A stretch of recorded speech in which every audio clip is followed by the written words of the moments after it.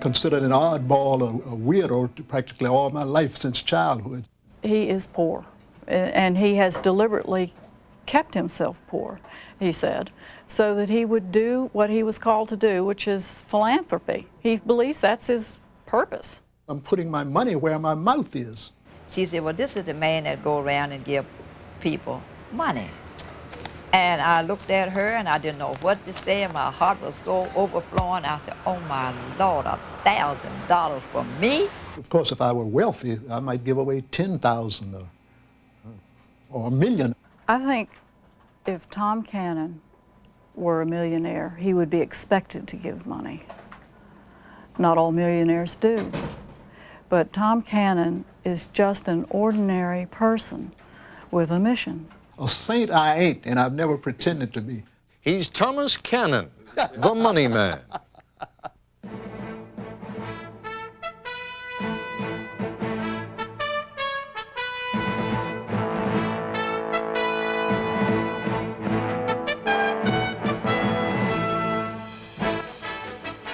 I've learned to be sparing over the years in urging you to stay with us for any particular broadcast. I wish you'd tune in and stay with us every night, but let's face it, some stories are of less interest to many of you than others. This one, though, is special because Thomas Cannon is special. He is, as the old Reader's Digest used to put it, one of the most unforgettable characters we've ever met. He is 70 plus and looks to be in his 50s.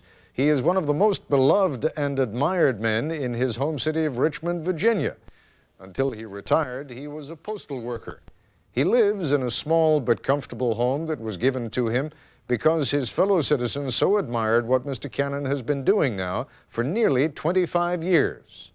Last night, we introduced you to a group of enormously wealthy people whose families or corporations have set up foundations which distribute hundreds of millions of dollars.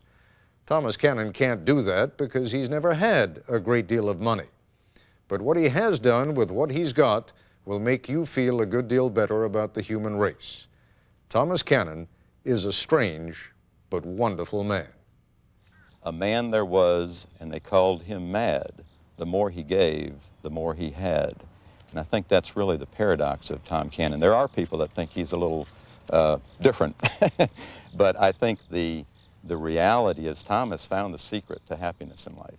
I'm the one who's having trouble with this, not Well, you. You're not alone. People have been having trouble with it ever since the beginning. I know that, and you know I wouldn't be down here if I didn't have the highest esteem and regard for you and what you're doing. Yes, I feel honored. So you will not be insulted when I say, in some respects, people are going to look at you and say, he's a very nice man, but this is a fruitcake. This guy's a nut. Of course. Right? They've said that to you. Sure, and they were saying that about me long before I began giving money away. So, so by the time I began the philanthropy, I'd become rather callous to people's criticism. Yeah. So I've been considered an oddball, a weirdo practically all my life since childhood. Do you revel in that a little bit?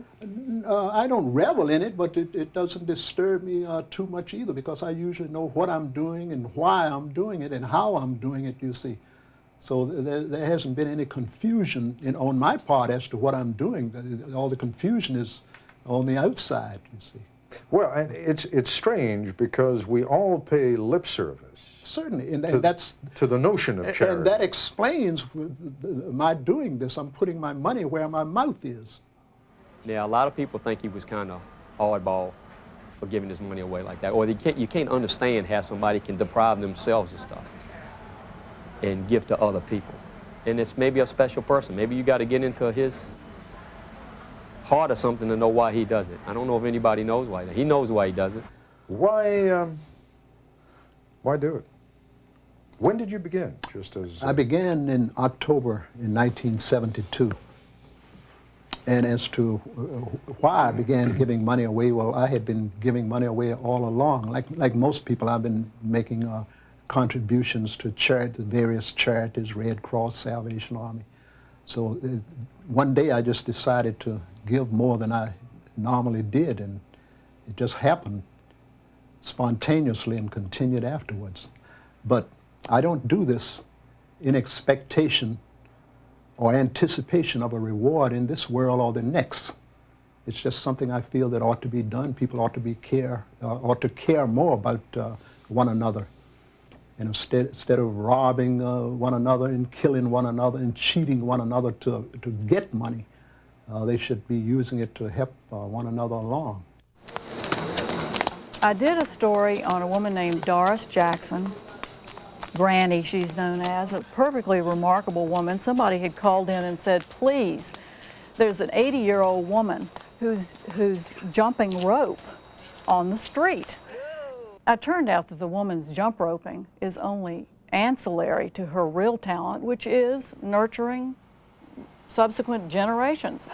Midlife and older people can go and get something, give something of themselves. They don't have to have any particular talent, they just have to be themselves, which is a talent. And he sent me a check, which came in this peculiar envelope, which is distinctively Canon, I've come to find out. And it had the $1,000 check in it from his postal union, credit union.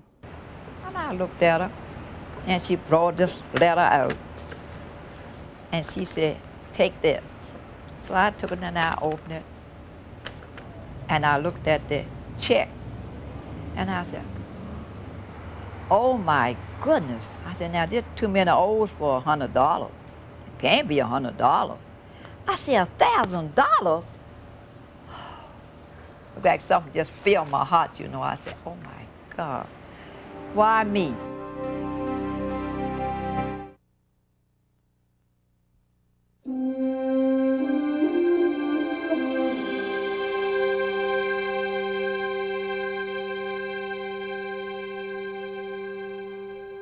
Now, just so people have an understanding, and I mean, this, I gather, is a list going back, and there's the first date, October of '72. WH Junior Women's Club, community service, check, $1,000. And these sheets take us all the way down to the 28th of June, '96, Natalie Williams, service to children. And most of these gifts, I'd say probably about 80 or 90% of them, right, are for $1,000. Yes. That was an awful lot of money. I don't know how much you were earning back in '72, but postal worker 24 years ago was not earning a great deal of money, not earning a great deal of money today. Do you recall what your annual salary was? Back then? Yeah. No, I don't. How much was it when you retired? Let's see, it's about $1,500 a month now, and I retired 11 years ago, so I don't recall what it was. It's considerably less than. So today that'd be about $18,000 a year. Back then it may have been about 14 or even less. Probably, right? yes. So you were talking about a significant sum of money. Certainly. Now be patient with me, because we're going to go over a lot of ground I'm sure that you've gone over many times before. Your wife is very ill. You are not a wealthy man. When's the last time you took a vacation? I don't recall ever having had one. But I've never felt the need for one. It's such an old cliche that I'm almost embarrassed to use it, but it seems applicable in this case. Charity begins at home, Mr. Cannon. You could probably use the money to hire a registered nurse so that every once in a while you could go to a museum or to a park, or just maybe even go visit a member of your family or a friend for a day or two. By giving the money away, you're depriving yourself and, in a sense, your family from things that you could all enjoy together. That's true. So the question is, why? Well, first of all, I've never considered myself as having been derelict in my duty to my wife and my family. They've been well taken care of with all the basic necessities. So I've never felt that that I'm really cheating my family out of anything. And then in addition to that, I think that what I'm doing or what I'm trying to do is bigger than the family and bigger than I am.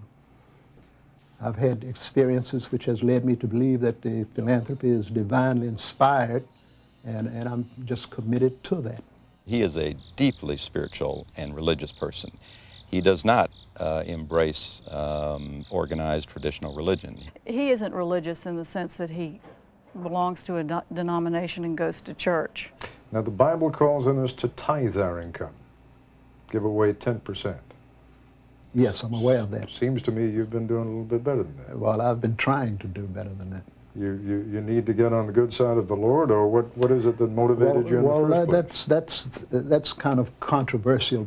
Some people have written in and say, I know you've got a place reserved for you in heaven. And some of them have sworn with equal conviction that I'm going to bust hell wide open. So Why would they say that? I mean, well, because first of all, I don't belong to a church. I get that all the time. People coming up handing me religious literature. They write me letters sometimes.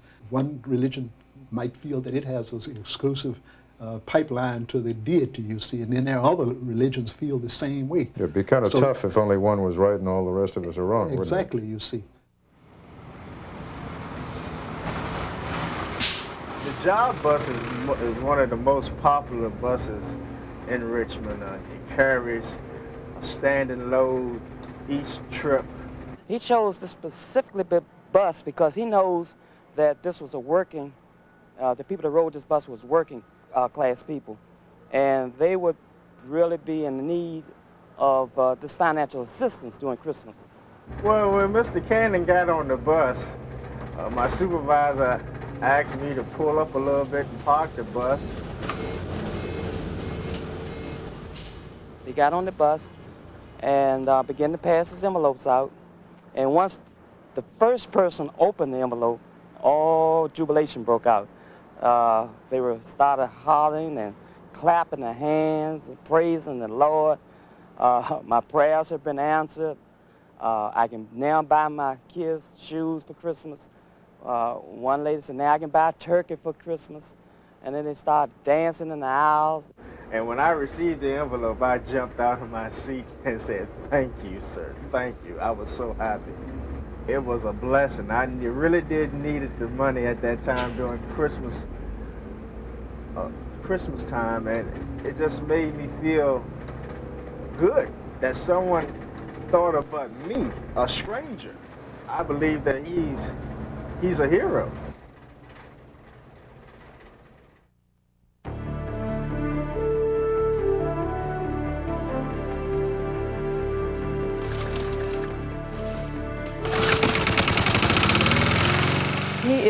He is poor, and he has deliberately kept himself poor, he said, so that he would do what he was called to do, which is philanthropy. He believes that's his purpose. You'd read an article in the paper about a little girl needed something and all this kind of stuff, and she didn't have hospitalization, or she didn't have insurance and stuff like that, and then about a week later, 2 weeks later, you see Tom Cannon gave her $1,000 for that.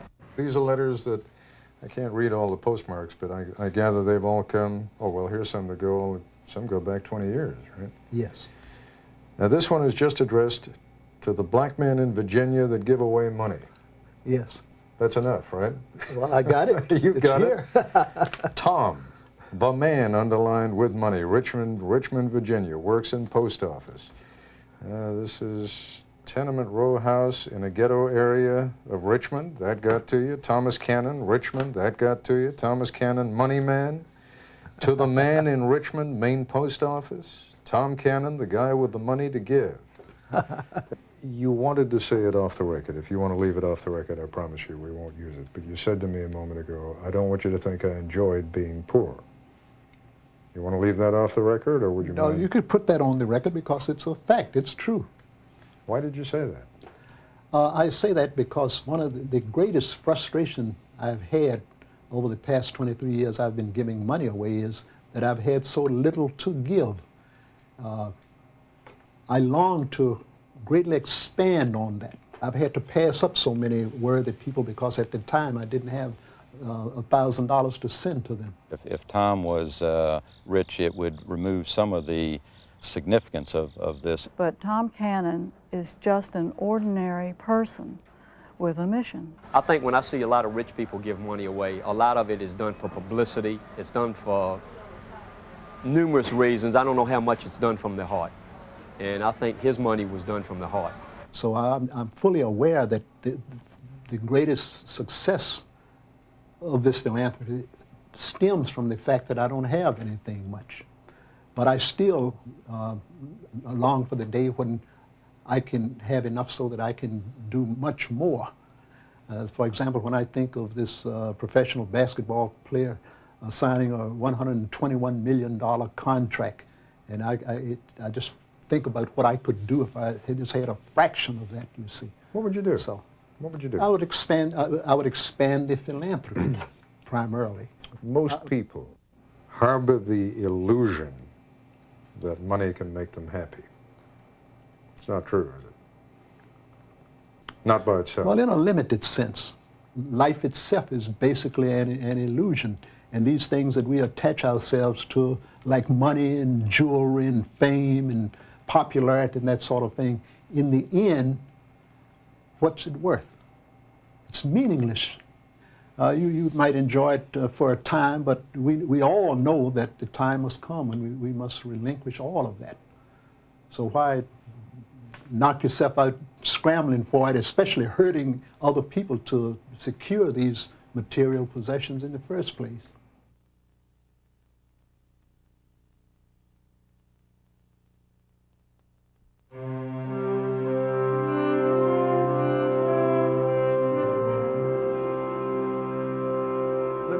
Let me take you back for a moment to where I began with you, and that is your wife is ailing. You really could use some help.